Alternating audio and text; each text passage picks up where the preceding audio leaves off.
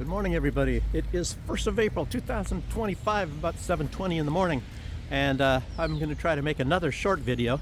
It's like yesterday, like I told you guys, I don't really understand what the heck YouTube does, why they're doing it, and it just gets worse and worse. Like yesterday, it was like, 23-minute video, and they still need 5 hours to upload it. I just don't understand. It's getting worse and worse. Sometimes I have to upload it a few times, and because it sits there on zero, and it sits on zero for a half an hour, zero uploaded. It says uploading, and it says 0% uploaded. And they only have a limit of when they say how much longer it's going to take, and oftentimes it says 3 hours remaining, and a lot of time it says nothing. And I think maybe when they don't say anything at all, that means it's well over 3 hours what they're going to upload it for. And I really don't understand what the heck they're doing. And as I said, I've been in some places and it takes like 20 minutes to upload a 1 hour video, and I don't know why it takes them 5 or 6 hours, and sometimes it might even take more, but I have to stop it because it sits there for over half an hour on zero. I don't know. It was, I think, like that yesterday maybe. I have no idea. And then finally, I guess the time it took to upload, I think, was 5 hours, but a lot of time it takes like 6 hours and much more because I got to stop it because it doesn't upload at all. And then sometimes it just stops and it's gone and I have to start all over. I don't really know what the heck they do. And somebody suggested, well, maybe it's where I'm at, some towers or something like that. I don't know, but I think I've been around in the same area, and of course it was quicker. I really don't know. Anyway, like I said, I want to get this one done fast, so I shouldn't be talking about all this kind of things at all. And the big news is Marine Le Pen, of course, and what's happening there. And it's not anything different than what they're doing in so many places. And this is, who is doing this stuff? It's like, I think it was Elon Musk talking about the liberal left, or the radical liberal left, or whatever. And, and they go around talking democracy this, Trump's against democracy, and all that sort of stuff. And the real truth is, even if you don't like Trump, I'm not really totally enthused about him. Some things I like, and some things I don't like. Maybe that's the way it should be. But, how the other people act, the radical left, they act like they're so friendly. Barack Obama, smiling all the time while he's starting wars all over and bombing lots and lots of children everywhere and saying how great of a guy he is. Or, like Zelensky saying that he's a very honest man, and all these people, at least Trump, for the most part, it's like, well, he doesn't have that quality. He's not really a liar. He doesn't deceive people. So I can't say that about him. So, he doesn't seem friendly. It's kind of like Lukashenko here. He doesn't really seem that friendly, but, he doesn't, at least Lukashenko, he doesn't do any bad things to anyone. He doesn't invade any countries. He doesn't do any of this kind of stuff. But yet the liberal left, of course, the radical people, they say how bad he is. And I was talking yesterday a little bit about Tikhanovskaya. She gave some little kind of interview, I think between 3 people or whatever, and it was in English. And then she's talking about how bad it is and how you can't even look at alternate news in Belarus. What I should have said is, they don't block any news here. You can watch any kind of news. There's even anti-Lukashenko news all over the place, and people are watching it. It's not like you get put in prison for that. And she's trying to say that, and trying to say, as you guys have already seen in a lot of supermarkets, I think she's talking about no food or something. I have no idea. Anyway, it's a whole bunch of stuff made up. And when I went through Lithuania and all that, and they're asking me these questions, and they know perfectly well, because they have people that have come, it's visa-free travel from those countries, I think it still is, into Belarus. They can go to the supermarkets and they can see what's there. They can see what the prices are at. So why are they asking me at the border, the people? They took me out of the entire bus and put me in a room and they interviewed me. So I don't know. And then they asked me, of course, twice if I went to Ukraine at all. And of course, if I would have said yes, they probably would have asked me where. And I don't know. But anyway, that's a grounds for saying, okay, well, we're not going to let you into Europe. No, but this is the bad country over here. And then they have signs all over the place. You are entering occupied territory by Kremlin. And they even have a sign at the border that says, think before you go to Belarus, you may never get out again, and things like that. It's just, It's just unbelievable. But you guys can look all over in the internet in various languages of a lot of people that come to Belarus, and they don't talk about any kind of problems like this. So you guys, I don't know how much the propaganda is working. You guys that watch this video obviously are not propagandized, and you don't buy into all these lies and things like that, but it's actually kind of funny. And I've already told you a lot of things, like they say it's illegal to dance in Belarus, it's illegal to sing in public, all kinds of things like that. Makes you wonder, why in the heck do they lie to you at this extent? They lie, they lie, they lie. Oh, but it's democracy. But you know, you're watching what's going on right now, and they talk about how great they are, and whoever is popular, if they don't hate Russia, they have no chance. They lock you up. If you're a politician running in anywhere, it's like this. It's just like Marine Le Pen. She's not anti-Russian, so they banned her from running, and they 4-year prison term, and they suspended that, so she has to go around with a bracelet for I guess 2 years, and I can't remember what the other 2 years was, the suspension or something. But they're trying to put her in prison. And Donald Trump's talking about it. Elon Musk, lots of politicians, even here in Europe, they're talking about this. You know, but I keep reiterating, and some other people have also said, that if you do not hate Russia, you will not be able to be the leader of a country anymore. They are, and then they're trying to get rid of the ones that are not anti-Russian. Fico is another one, and I guess Fico had a talk with Ursula von der Leyen on the telephone, and I guess she was screaming at him. Apparently, he came out and gave a speech. You know, but it's all about, you must hate Russia. You must do everything to try to destroy Russia, a strategic defeat. Russia is evil. And it's like, you know, it's like, well, why is it evil? You know, what is Russia doing to you? What is Belarus doing to you? You know, they can't come up with anything. They just tell you over and over again they're evil, and then they make up the lies, just like what I told you about Tikhanovskaya. I mean, it's incredible.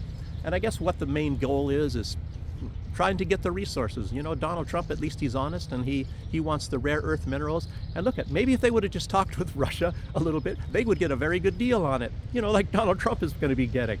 It's incredible. So, you know, there's a lot of good things about Trump, and then there's bad things, of course. He talks out of both sides of his mouth. He talks about not killing, and yet he's bombing the crap out of Yemen, killing lots of innocent people. And you know, look at Israel. So he's buddies with Netanyahu. And Netanyahu, everybody knows, everybody on planet Earth knows that he does not have anything against slaughtering tens of thousands of people. He has nothing against it. He, as a matter of fact, he's a guy and says how much he loves them all, and then he wants to bomb the crap out of them and destroy them and things. But you guys all know that, so it just pisses me off. That's why I'm keep repeating that. Okay, anyway, I hope it's not going to be too long. I got to make this shorter. Yeah, Obama, a very smiling guy, and he's bombing children playing soccer. He loved to bomb weddings. You all remember that, when there are people getting married every single weekend. And then he goes and jokes about it. He jokes about it at dinners. He was joking about it, you know, when he's playing golf, you know, about drone strikes, you know, the drone president, killing lots of innocent people. But he's a good guy. But he's one of the good guys. I don't know. This whole world is friggin' screwed up. Yeah, and Obama got 10 times richer when he was president. Trump lost a major part of his fortune while he was president, and Obama became fabulously rich, just like Joe Biden when he was vice president. 10% for the big guy. You guys all remember that, you know. But these are the good guys, you know. But look I just talked to you yesterday about this Gagazia, and you know, she's in jail now for 20 days at least, because she's not anti-Russian, and that's pretty much the big prerequisite. You must hate Russia. And maybe they can overlook a lot of the other things, but if you don't hate Russia, they're going to probably lock you up. It's the same thing in Austria. They did the same thing there. And it's just like in the AfD. Even though the AfD is not the most popular party, it's not like in Romania, which is they take the most popular party. It's just like Donald Trump, you know, went after Donald Trump, Russia, Russia, Russia, and this Calin Georgescu in Romania, you know, the most popular candidate amongst the Romanian people. Yeah, so they gotta, you know, ban him, lock him up, do anything, make sure he can't run, you know. And they're putting all these, you know, Ursula von der Leyen, the queen, you know, she's sitting back, and somehow I don't know how they can make these laws or things to make it so that people cannot run, you know. And it's definitely, undeniably, the prerequisite is you must hate Russia. I have to keep reiterating that. I'm glad there's other people now talking about it, some experts, so to speak. I call it the Hate Russia Club, but Yeah. Well, oh, Marine Le Pen also has to wear a bracelet. And this is like she can't run for office for 5 years. I don't know if that means she can't hold a public office at all. We'll see. We'll hear more about this as time goes by. And the new guy, what's his name? Merz in Germany, who's going to be the chancellor.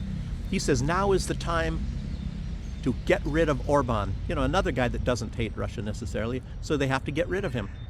These guys are incredible. You know, it's kind of like they do it right out in the open.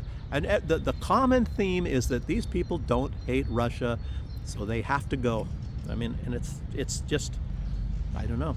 It's time that every truth activist comes out and says that, because that is the common theme. I don't know. I feel like, I don't know. Nobody's listening to me. Okay. And Sweden, I guess they now just sent their largest amount of money ever. I think it was 3.6, no, well, Sweden, you know, 1.6 billion euros to Ukraine. You know, the thriving, great democracy of Ukraine. And by the way, I was mentioning yesterday about this election, supposedly, that Zelensky might call, and they've already debunked it and said that was just fake. You know, that's completely made up. They're not going to call an election. And then they said, oh, they can't call an election, oh, because of the war and all that sort of thing. Even though so many countries, including the United States, you know, they've had elections during wars. As a matter of fact, maybe even Ukraine itself at some point in time. I don't know. Yes. And Ukraine continues to bomb. It was even yesterday. They bombed another energy place, or what was it? Did I read another one? This time, let's see what. Okay. So the one on the 28th was Sudza, where they completely destroyed it. On the 29th and the 30th of March, they bombed transformers and things in Kursk region and Bryansk twice in one day. On 31st, that was yesterday that they bombed two of those places. Wow, incredible. You know, anyway, I'm almost to the end. But there's another thing. You know, the very honest man, the very honest politician in the thriving democracy of Ukraine, Zelensky, as you know, you see him buying all these properties all over the place, and you know, flying luxury, and his wife goes in and buys like a necklace or a bracelet for $1 million or $2 million for a bracelet, you know, in New York, and at the same time gets the person who was serving her fired. You know, you guys remember that one. But Zelensky said he made only $8,100 last year.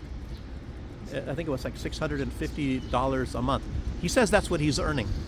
You know, but obviously that is only one thing that he's earning. And you know Ukraine. You know Ukraine. I mean, it's like they have fabulously rich chiefs of police, and it's the place where they're ordering more Rolls-Royce, luxury Rolls-Royces than any place on planet Earth. Most of them are going to Ukraine, and you know, I don't know if it's going to be continuing, because the U.S. has said they're going to. I don't know. I'm probably still sending weapons. They're probably still sending money. A lot of this stuff is just fake, and a lot of it is run through the CIA and all that. And it's just like this Pam Bondi. She come out and said that she has this list, like a complete list of the clients that were visiting the Epstein Island. And I guess that was a long time ago, and we've never heard about this list anymore. So you never know.